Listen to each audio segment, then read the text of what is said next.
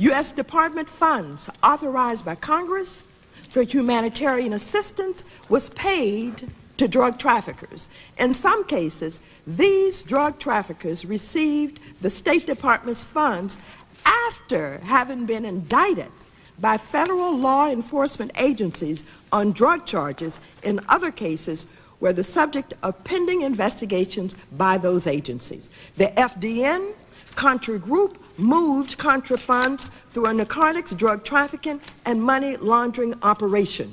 Drug trafficking for the Contra movement was done by some because they were told that their actions were either on behalf of or sanctioned by the U.S. government.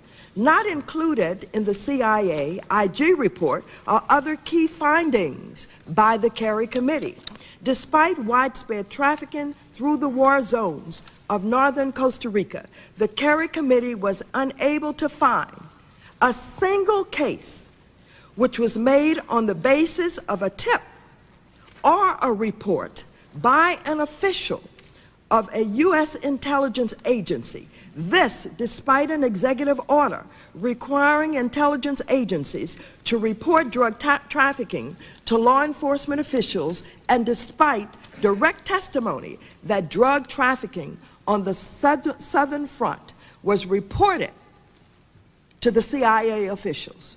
U.S. officials involved with the Contras knew that drug traffickers were using the Contra infrastructure and that the Contras were receiving assistance from drug profits. Yet they turned a blind eye and did not report these individuals to the appropriate law enforcement agencies. How can this report include these incriminating findings by elected officials, including Senators Kerry, Brock, and Moynihan, while others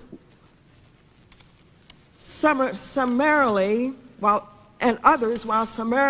dismissing any CIA knowledge of or involvement in Contra drug trafficking into the U.S.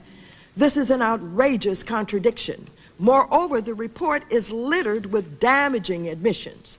This report admits Norman Menezes was one of the biggest drug dealers in America, either north and south, and he supplied Danilo Blandone.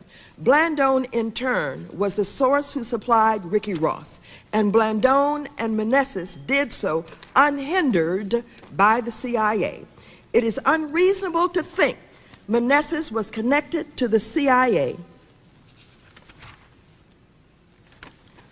given the Contras were a CIA creation and that the CIA handled every aspect of the Contra operation.